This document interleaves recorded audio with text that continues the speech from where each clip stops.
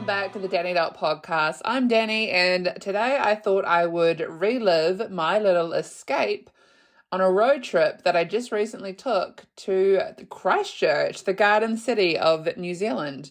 I packed up my little Central Otago bubble for a long weekend, and I hit the motorway all the way up to Christchurch. There were pies, playlists, pit stops, and almost a couple of unexpected detours included. So I thought we'd do this whether you're stuck at home, planning your own little getaway, or just need a mental escape. Come with me and let's hit the road together and have a little yarn along the way. Obviously, this isn't live. I am safely home. However, I don't know. I actually just thought, you know what? You guys need to hear about this. It was kind of on the cards that in June I was going to go to visit my granddad. And as I've talked about previously, he is a little bit unwell at the moment. We thought we were going to lose him in January. It was a bit stressful.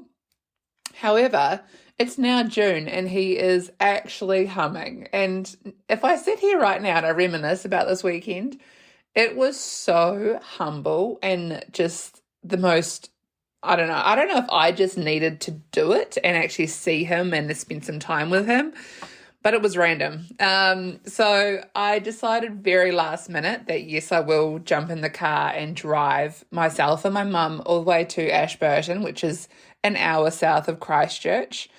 It was very last minute, let me tell you. That actual day, there was terrible snow warnings. The road was basically closed and Mum had sent me down to the supermarket a couple of hours before just to get snacks in case we had a detour. Now, I'm one of those people that obviously goes from A to B. You know, detours are fine. I don't care. It's just inconvenient. So obviously I was not in the mood for this to happen, especially when it comes to snow. I'm not the best at driving in those conditions anyway. But anyway, we hit the road. I was a little bit stressed, not going to lie. I had to leave my cat for 2 days. Now, that's not the worst thing. It's just he is pretty curious at the best of times, and I feel like he gets a little bit bored, creates a little bit of chaos. And it wasn't so much my cat being left alone as it was he has an automatic food dispenser, a water fountain, and a camera, which we can watch him, which is something we do whenever we go to Queenstown to check on the Hanley house. In my brain, I'm like, okay, I can watch him. He's got food and water. Everything's fine. But I come from a really strong risk background where sometimes it's not ideal. And I have this lingering thought that, I don't know, the technology is going to blow up. It's going to burn the house down. I've already discussed this with multitudes of people, why I have this wound up anxiety about leaving my bubble. And it's only made worse because I work from home. So obviously me packing is a nightmare. I just never think I have the right things. And we actually pulled out onto the street to go up to the petrol station. And I said to Mum, even though we're gone for 48 hours, we are still packing as though we're flying, like the lightest of packing. And it just doesn't make sense sometimes. I definitely laugh because I think we're in a car. We can take whatever we want. We can take full-size products. But no, we're sitting here with, she's got this little baggie full of medications and I've got a few cotton balls and all sorts of weird shit. And I just thought, oh, I hate this. So we get up to the motorway and we start pulling on and start heading to Christchurch. Already I'm thinking this Red Bull is just not going to cut it. I know it's like a 4-hour drive. My brain's just not functioning. It was okay until, say, we hit about the halfway mark, so 2 hours in, and that's where the snow and the ice and the grit really started to play a part. I was so prepared to have to sit somewhere and wait till they sent a plough truck through or more grit or something, but everything was fine. I do believe that if you're going to travel in New Zealand and it is winter, do leave things till the afternoon because then they've got time to sort out the roads, the aeroplanes, the airports, whatever. And that especially worked in our favour. So We did eventually get to Ashburton, and we took a straight beeline to my granddad's house. And I don't really know what I was thinking, but it's one of those things. If someone's been through a heart attack and been diagnosed with a couple of health issues, yeah, I did have it in my brain that he'd look a lot worse than he did. But sneaking through the door, because obviously I was a bit of a surprise, a last-minute surprise, was just so lovely and humbling to see this big smile on this 82-year-old's face that was just so excited to see me. And I love that. We were sitting on the couch and he was just finishing dinner, and we were just talking. And it's one of those things where I'm not around a lot of older people. I don't have a grandma. She passed away in 1990 or 1991. I have my granddad, who he wasn't on the best terms with my mum for such a long time, 34 years to be exact. So when he hit this little health hurdle, obviously we had to all kind of come together and make sure that we could get him well again if we could. And it meant that mum and him had to have a bit of reconciliation, which is fine. He has remarried and it's not ideal. I don't look at his new wife as a grandmother figure because she is the same age as my mum. So yeah, sitting with him and listening to his stories and watching him integrate with mum is just really, I don't know, it's a different type of happiness, you know? It's just like, this could have been like this 30-odd years ago, but they had a bit of friction and it's just annoying. Anyway, he was telling me about how he's been going to the library and he has this little motorized scooter and he takes his $10 and he gets his cheese roll and his little cup of coffee. Anyway, he was saying how he had to return a book that he was quite fond of, which just so happened to be about Eskimos. Now, I was like really into this conversation because this is an 82-year-old who has been diagnosed with some form of dementia, who's telling me about Eskimos. Like, it's like his favorite thing, but he is holding on to this information. And I just thought, you know what, I'm going to lean into this and enjoy it. So the information that he found out, and I was just sitting there like, wow. I actually turned to mum. I kind of regret this. It was the funniest thing I've ever done to my granddad. I leant over to my mum and I said, in the quietest of voices, God damn those Eskimos. They're so much more interesting than my Mills and Boon books. It was honestly the most quietest sentence, and he heard it. And this is a guy who plays on the fact that he has hearing aids and he is old, whatever. He cracked up laughing and he says, my mum's mum, who had passed away, she had a sister and they used to read Mills and Boon books, which is the adults' soft porn from like, I don't know, the 80s. And they used to pass their books across to each other when they were finished with them. And it's like a whole thing. I don't know why I said it. And I always say everything happens for a reason. I just sat there like, are you joking? My granddad is telling me about Mills and Boon and how my nana enjoyed those books. Like, it was just this really amazing conversation. Anyway, that whole thing played out for the rest of the weekend, and I'll let you know about those situations. I just thought, wow, okay, this is interesting. Anyway, we got to our accommodation. We didn't stay at his house that night. We have other family in Ashburton. So we went and enjoyed a couple of pizzas and some bottles of wine with some cousins, and that was really great. It was like the first night was exactly how I envisioned making it to, I don't know, a different environment, I suppose you could say. On the Friday, it was a public holiday in New Zealand. We were celebrating Matariki, and I don't know why I thought things would be closed. Things just never close these days, shops, restaurants, whatever. So my mum went round to Granddad's house to have breakfast with him, and she just wanted some one-on-one alone time, which was absolutely fine. I'm one of those people sometimes I'm quite overwhelming, especially if obviously my granddad hasn't seen me in like, I don't know, 8 months. He's a little bit poorly with his health, and here's me, this cannonball that comes in with all this information. He loves talking to me because I have this really great depth to my voice. So he enjoys listening because he can hear me, irrespective of his hearing aid situation, which I'm not even convinced he's deaf. Like, that's just not even on the cards with me. Anyway, I dropped my mum off and I went for a bit of a wander. I got Macca's for breakfast, McDonald's, which is something I don't have. And it was a nightmare. I'm not even going to lie. That is a whole different kettle of fish. I don't know what it is about people at McDonald's, but I feel like the staff and the menu, and like if you don't go there that often and you're not familiar with the deals, the new products, whatever, they rush you, right? So I ordered something really simple. It was an iced latte and I think it was a quarter pounder burger. And I was taking my time. I don't know why. I just feel like I was on holiday. I was literally 4 hours up the road, but I was on holiday.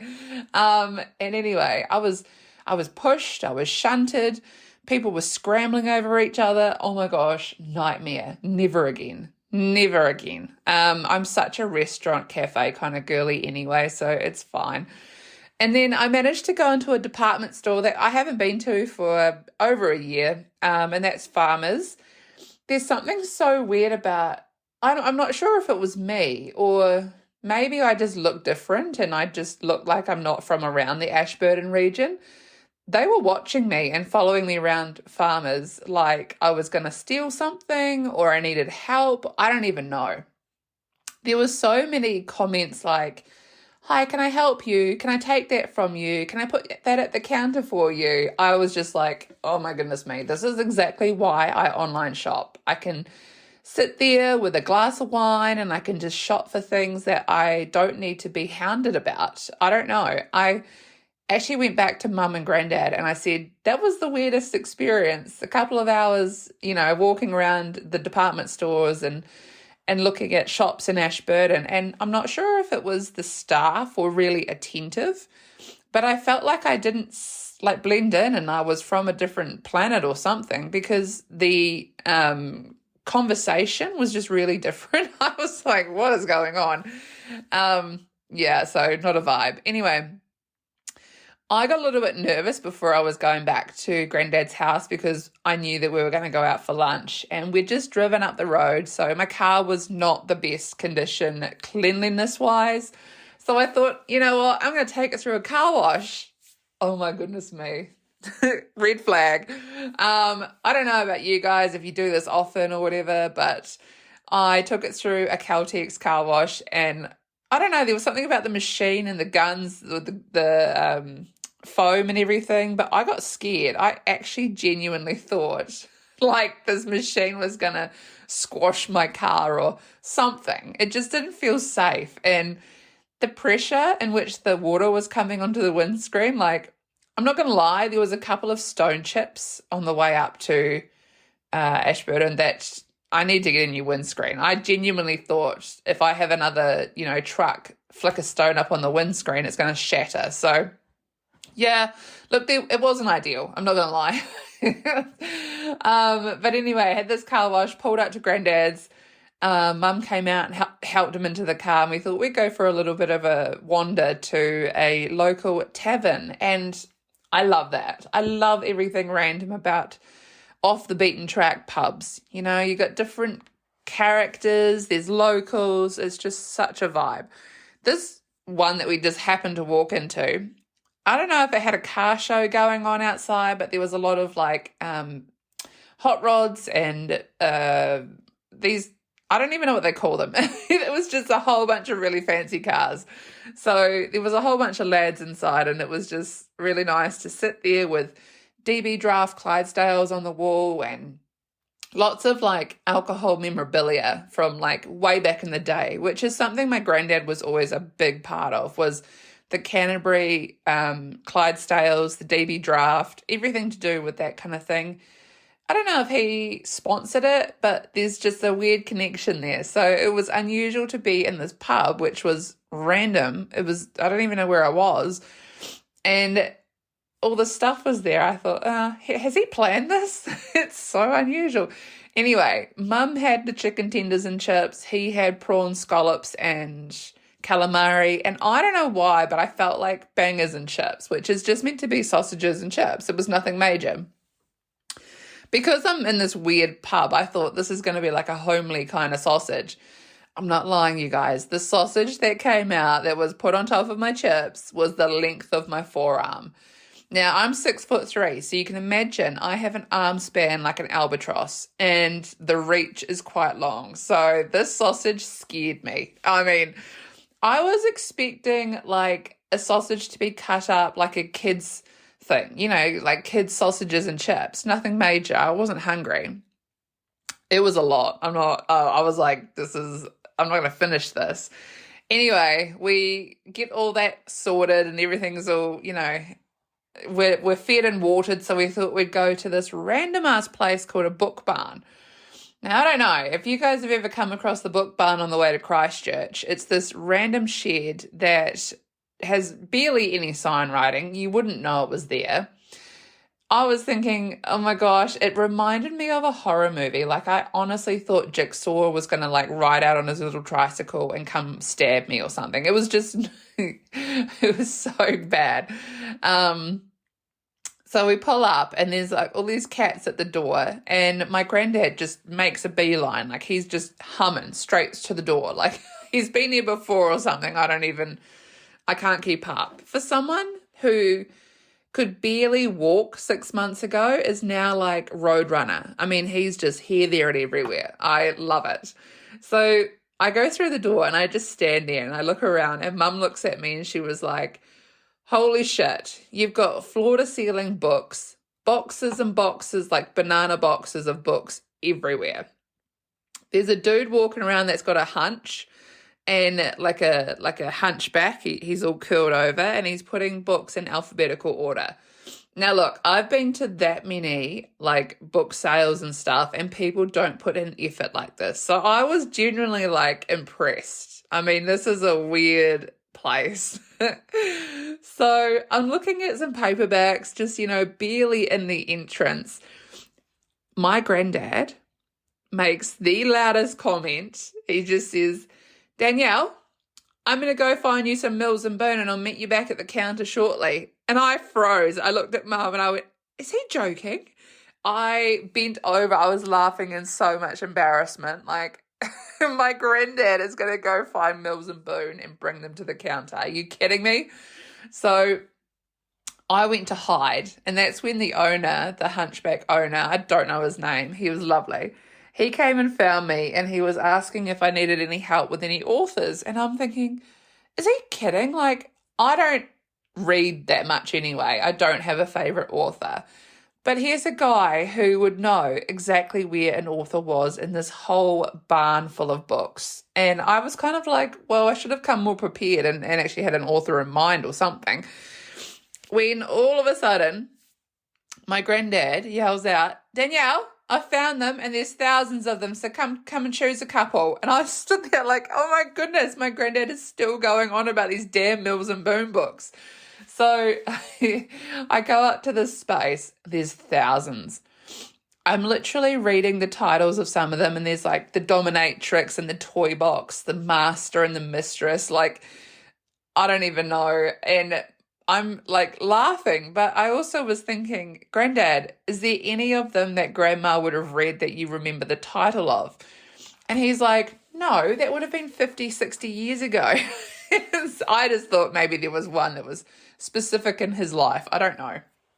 Anyway, it was such a funny experience. As I was walking out, I did not take any Mills and Boon. It was more just the museum of books. I was more just to witness what was going on. I managed to come past the aviation section as I was leaving. So, me being me, I stopped, had a wee look. There was like books I've just never even thought about when it comes to planes, I suppose. And Granddad comes back to me and he says, what are you doing? We're going. And I said, oh my gosh, there's a whole section on planes. And so he starts rummaging around and he's like, oh, wow, this one about aircraft carriers is really interesting. I'll come back on Sunday with my pocket money and get it. And I looked at him and I said, don't be silly. you're not going to get it on Sunday. It'll be gone. I mean, it was a nice book. And so I grabbed it from him and I picked up one about jet fighter planes because that's my obsession.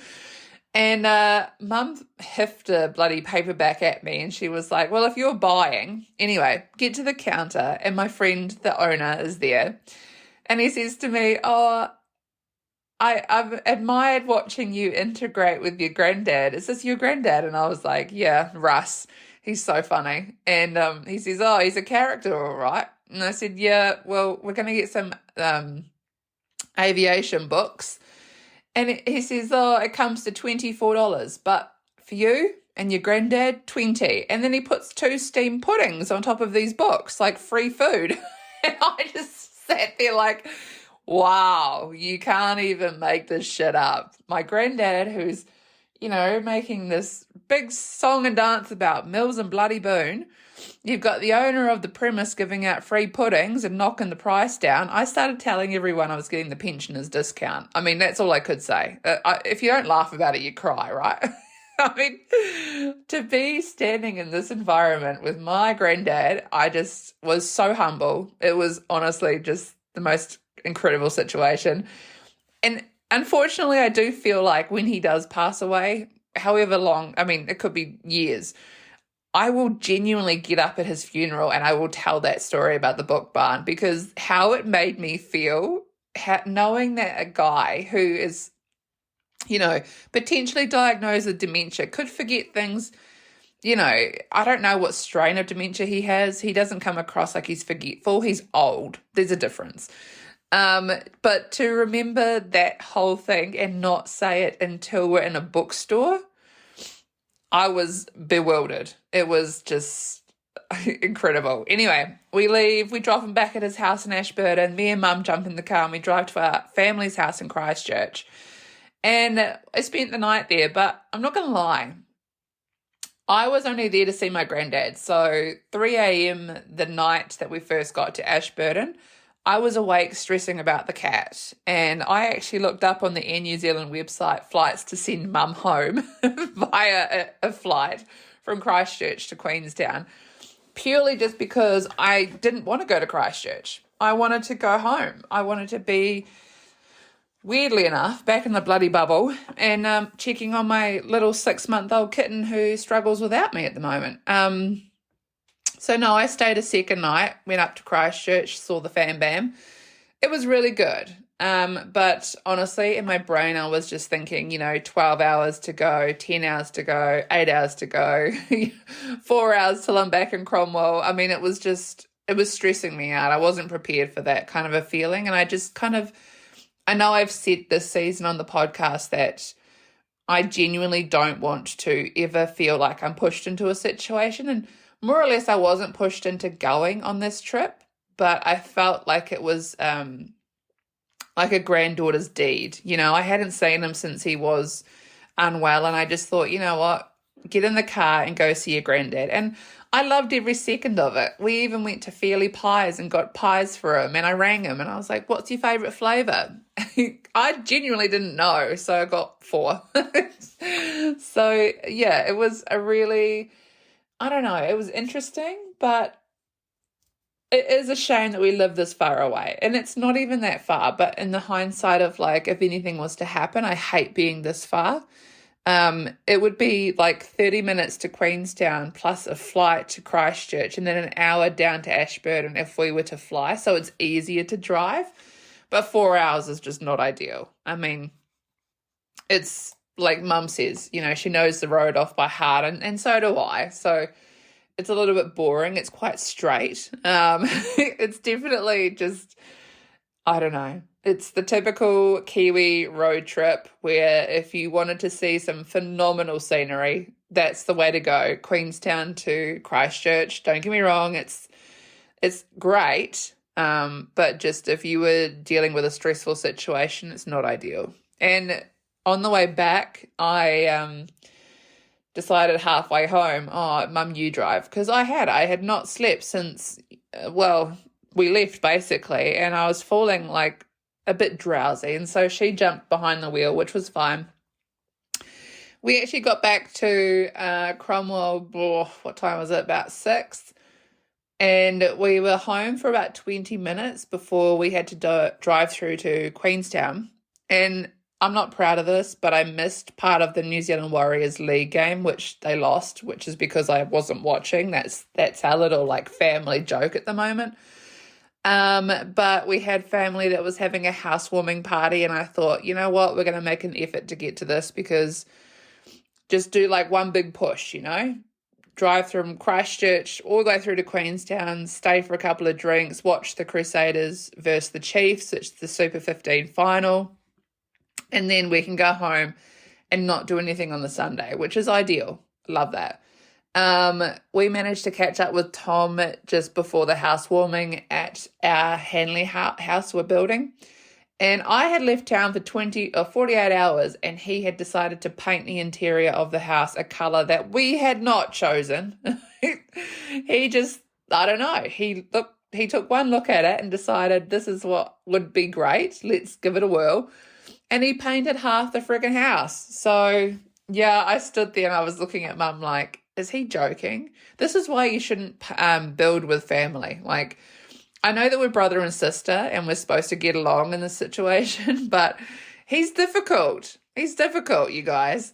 So anyway, my brother actually, he's been quite busy in his life and he hasn't been to a house party in over 10 years. And so I said to him, are you going to this housewarming? And he says, yeah, I'm aiming to. And I'm thinking, I don't know about this.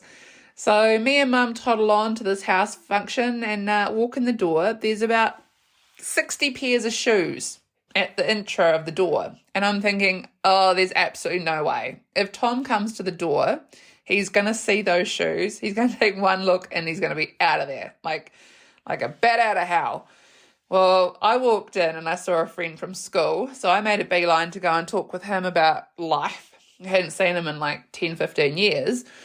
And he says to me, where's your brother? And I said, oh, well, he says he's behind us. And then I turned around and Tom walked through the door and he walked straight up to us. And I just stood there like, wow. I mean, he had no reason not to go to this house party. He just struggles with a lot of people, and there was going to be a lot of people. They had the rugby on the big screen, so it draws people in. You can't run from it. So, yeah, look, I was really impressed. And so I got my mum, my brother, and myself at a housewarming in Queenstown watching the rugby. It was just such a nostalgic moment, We've just done this really great road trip, seen family, standing with family, watching the footy, like old times, nothing out of the ordinary. So yeah, obviously got back to Cromwell, slept like a baboon. Like I was like a hibernating bear. I probably went to sleep I don't even know, midnight, 1 a.m. and I slept till 11 a.m. the next day. Like I was asleep. And it felt so good. My own bed, no stress, no constantly checking on the cat. It was just me and that was it. So, yeah, look, I am sort of spiraling a little bit in the sense of struggling to leave the bubble. But when I do, it feels really great. I just worry about things back home. And I think once Mum moves out and goes to the Hanley house and I'm here with a flatmate, I don't want to think that it's going to be even more stressful. It's just something I have to manage a little bit better. I need probably more time to get my head around when I'm actually going to go and do things. I find it really difficult just because where I live is so beautiful and lovely. Like I just don't have a reason to go anywhere. And I think I've had that kind of exertion from my life where I have traveled quite a bit, that now I just want to sit and enjoy this space. Like, you pay money to have rent and nice things and stuff. There's absolutely no way that I'd want anything to compromise any of that. So yeah, I struggle. I'm not gonna lie. The weird thing is actually we got back and we had driven my car on this road trip, which was great. I loved it. Yesterday morning it was -2, and I thought that I was, de-icing the car sufficiently. So I sat in the car at 7 in the morning, just making sure it was all nice and warm and it had de-iced. Got halfway to the gym and I turned the heater from like high to halfway. It was basically blasting my eyebrows off, singeing my eyebrows. And all of a sudden, this whole like click thing, like it misfired or something, and the engine light came on, and I actually was shitty. I mean, I had said to Mum on the drive up to Christchurch, because every time I go, I think, oh, I'm just going to go around some car yards, think about purchasing another vehicle. And I said to Mum, I don't need to change cars. Like I actually like the inside of my car. Why would I want to sell or upgrade or anything? It's just, I feel like my next car is going to be a lemon. It hasn't happened yet, but I just think, oh my God, I make such irrational decisions half the time. I truly don't know why this situation that I'm in now with my car hasn't been a lemon. Everyone loves my car. But yeah, I said, look, I love this. I'm not going to sell it. And then this happened and I went, oh, the engine lights come on. I'm so shitty. So it's going into the mechanics today at 1:00, and I don't know, when something happens and you just think, well, it's never going to be the same again. I feel like I'm not unsafe in it. It just is coughing and spluttering a little bit. And I just think, it's almost like when you go and get your wheels aligned and you get new tires. It's meant to feel safe and fun, but in my brain I just go, well, I'm so sure the wheel's just going to fly off and they've forgotten to tighten a nut or something. Wow. You know what? I actually, talking about this kind of stuff really shows me how much in my head that I just think, in some ways, the worst case scenario is going to happen. It never does, but I'm prepared in a weird way. I think, oh, this is what's going to happen. Oh, you know what? That comes down to my job. That's what I actually do for my 9 to 5, is deal with situations that are negative in a sense. Anyway, I just thought I would do this podcast today. So thank you for riding shotgun in the passenger seat and listening about my road trip adventures. I do hope this little roadie gave everyone a taste of, what my life's really about. I think it was more humble. It's not a case of this is a life improvement podcast or any type of thing like that. I do have a few good laughs and I have a really interesting family. The dynamic's not ideal. So yeah, I'm really impressed with the fact that I've got 7 podcasts to go to the end of the season. And if you guys enjoyed hearing about this and cruising through the guts of the South Island with me, don't forget to follow, share, flick me a message about your favourite Kiwi road trip memories. I love hearing about them. Until next week, stay safe on the roads, enjoy the journey, never pass up any good feely pies, and I will talk to you in a week. Bye for now.